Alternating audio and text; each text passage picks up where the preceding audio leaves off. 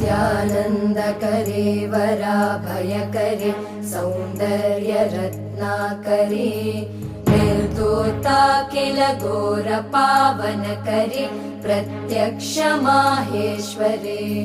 जालेयाचलवंशपावनकरे काशीपुराधीश्वरे भिक्षां देहि कृपावलम्बनकरे मातान्नपूर्णेश्वरे नानारत्नविचित्रभूषणकरे हेमाम्बराडम्बरे